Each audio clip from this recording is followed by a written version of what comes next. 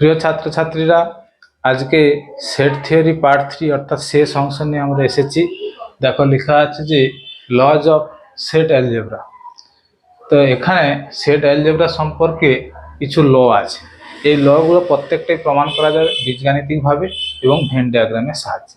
কিন্তু আমি শুধু তোমাদের দেখাবো যে ডি মর্গানস ল, যেটা এখানে আছে দেখো ডি মর্গানস ল, এইটা খুবই ইম্পর্ট্যান্ট। এইটা আমি প্রমাণ করে দেখাবো, আর বাকিগুলো অটোমেটিক্যালি একই রকমভাবে প্রমাণ করা যাবে। এবার সূত্রগুলো দেখে নাও। বর্গৈক সমসূত্র বা আইডেম্পোটেন্ট ল, এ ইউনিয়ন এ হলে এ হবে, এ ইন্টারসেকশন এ হলেও এ হবে।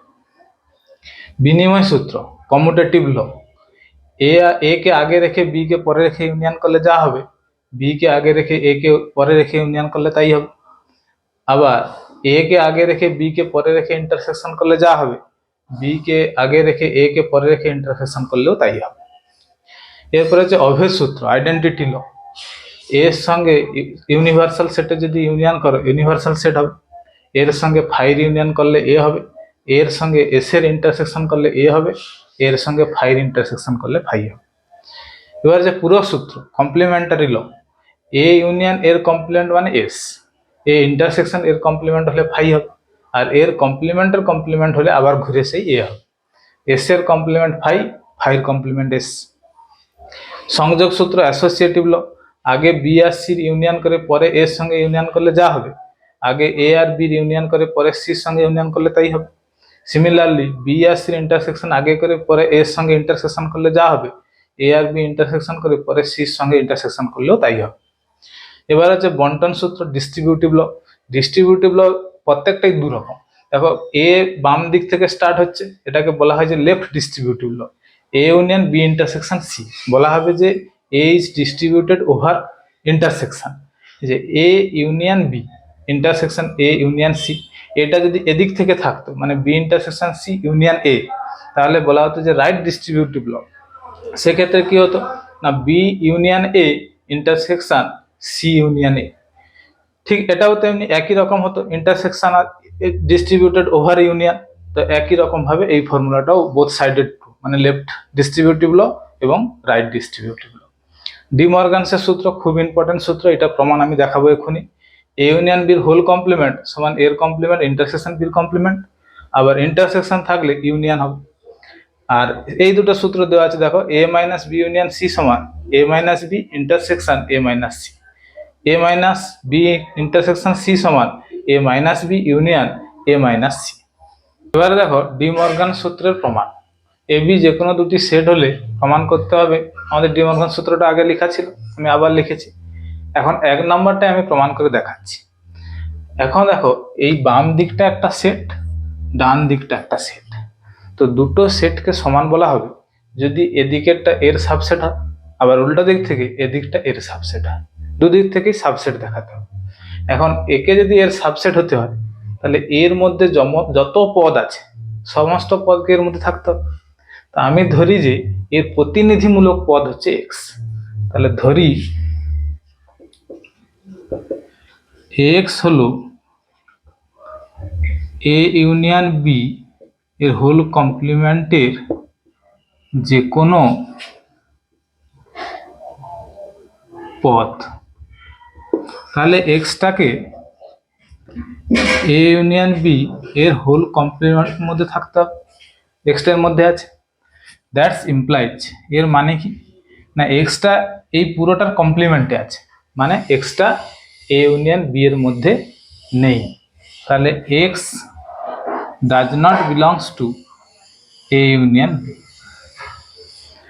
এটা থেকে আবার কি বোঝা যাবে না, এক্সটা যেহেতু এ ইউনিয়ন বির মধ্যে নেই, তাহলে এক্সটা এর মধ্যেও নেই এবং বির মধ্যেও নেই। তাহলে X does not belongs to A and X does not belongs to B also. এক্সটা এর মধ্যে নেই মানে এক্সটা কোথায় আছে, এর কমপ্লিমেন্টের মধ্যে আছে। আবার এক্সটা বির মধ্যে নেই মানে এক্সটা কোথায় আছে না বির কমপ্লিমেন্টের মধ্যে আছে। তাহলে এখন দেখো এক্সটা এর কমপ্লিমেন্টের মধ্যে আছে এবং এক্সটা বির কমপ্লিমেন্টের মধ্যে আছে। That's implies x belongs to এর কমপ্লিমেন্ট ইন্টারসেকশন বির কমপ্লিমেন্ট।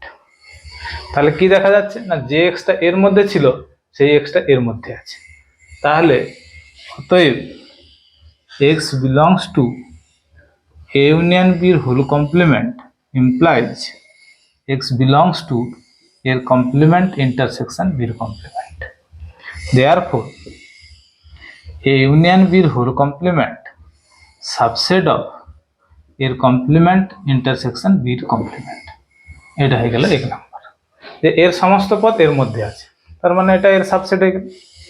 এবার উল্টো দিক থেকেও দেখাতে হবে যে এটা এর সাবসেট। তাহলে কিরকম না, একই রকম ভাবে লেখা হবে।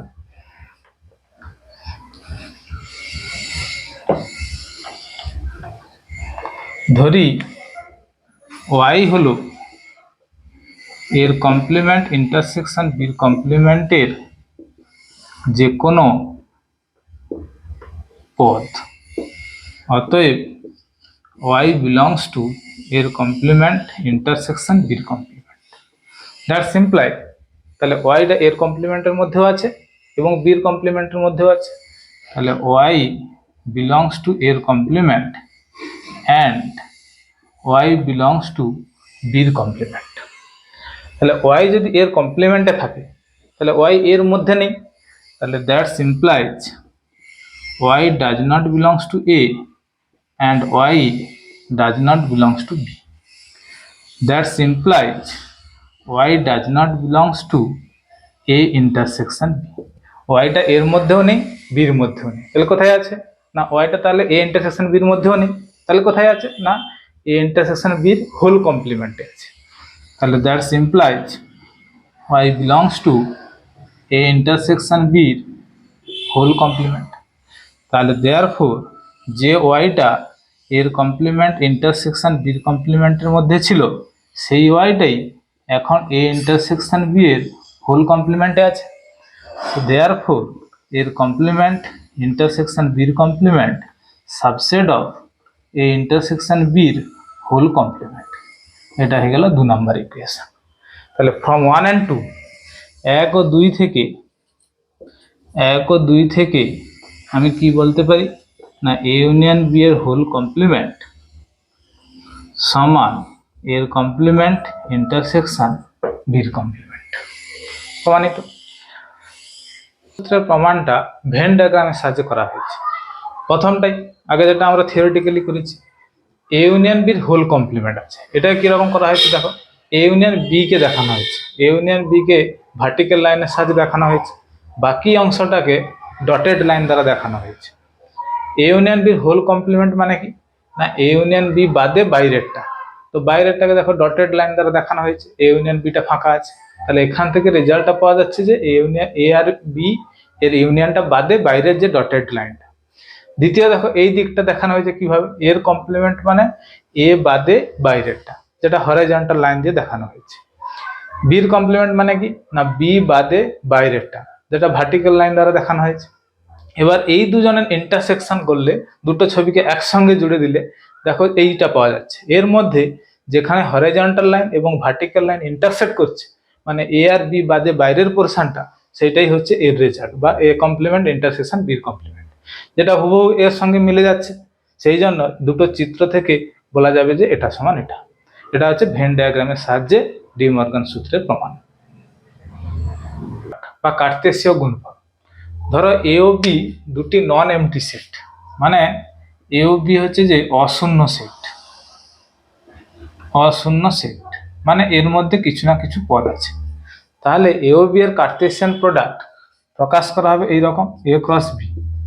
এটা সমান কি না এইটা হচ্ছে যে একটা সেট, এটা হচ্ছে যে একটা সেট, এর মধ্যে এইরকম এলিমেন্টের জোড়া থাকে, এলিমেন্টের জোড়া মানে পদ যুগল such that যাতে A belongs to capital A and B belongs to capital B, অর্থাৎ যার প্রথম পদটা A সেট থেকে থাকবে এবং দ্বিতীয় পদটা B সেট থেকে থাকবে। For example A equals to ধরো 1 আছে 2 আছে 3 আছে, আর B ইকুয়ালস টু ধরো A আছে B আছে।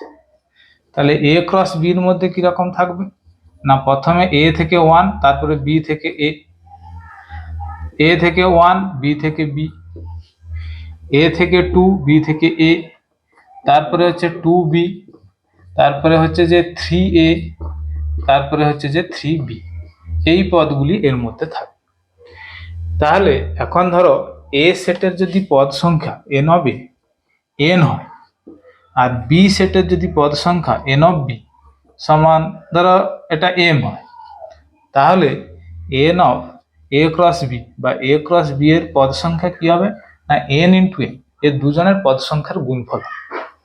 আমি b ক্রস a বের করি, b ক্রস a মানে এটা ইকুয়ালস টু একটা সেট, এর মধ্যে b কমা a এইরকম পদ থাকে যেখানে b belongs to capital B and a belongs to capital A। অর্থাৎ এক্ষেত্রে প্রথম পদটা b সেট থেকে থাকবে এবং দ্বিতীয় পদটি থাকবে যে a সেট থেকে। সুতরাং in generally a cross b not equals to b cross a। In general এটা সমান, কারণ a ক্রস b তে এর পদ আগে থাকবে বির পরে থাকবে, b ক্রস a তে বির পদ আগে থাকবে এর পদ পরে থাকবে, কিন্তু পদ সংখ্যা দুজনেরই একই। এক্ষেত্রে যদি আমি পদ সংখ্যা বের করি যে n of b cross a এর পদ সংখ্যা কত না এর পদ সংখ্যা n of b into n of a equals to আমি m ধরেছিলাম, এটার n ধরেছিলাম m এর পদ সংখ্যা কিন্তু একই থাকবে। সাম ইম্পর্টেন্ট লজ, কার্টেসিয়ান প্রোডাক্টের উপরে কিছু গুরুত্বপূর্ণ সূত্র, এগুলিরও প্রমাণ আছে, প্রয়োজন হলে দেব পরে, কিন্তু এখন আপাতত এগুলোকে একটু মনে রাখতে হবে। দেখো 1 নম্বর কি বলছে যে a সাবসেট অফ b হলে a cross c subset of b cross c হবে। দুদিক থেকে যদি c দিয়ে ক্রস প্রোডাক্ট করা হয় একই থাকবে। a cross b union c হলে a cross b union a cross c, a cross b intersection c হলে a cross b intersection a cross c, আর a cross b minus c হলে a cross b minus a cross c। মানে যেমন আছে তেমন, শুধু ব্র্যাকেটটা কিভাবে change হচ্ছে সেটা একটু লক্ষ্য রাখো। এরপর যেটা খুবই গুরুত্বপূর্ণ, পদ সংখ্যা নির্ণয়। a ইউনিয়ন b এর পদ সংখ্যা, আমরা যে কোনো সেটের পদ সংখ্যাকে এরকম লিখি যে n অফ a মানে কি না number of elements in the set a। এইটাকে আবার বলা হয় কি না কার্ডিনাল নাম্বার। কার্ডিনাল নাম্বার, একটা সেটের কার্ডিনাল নাম্বার মানে কি না সেই সেটের পদ সংখ্যা কত। তো a ইউনিয়ন b এর পদ সংখ্যা সমান n of a plus n of b minus n of a intersection b।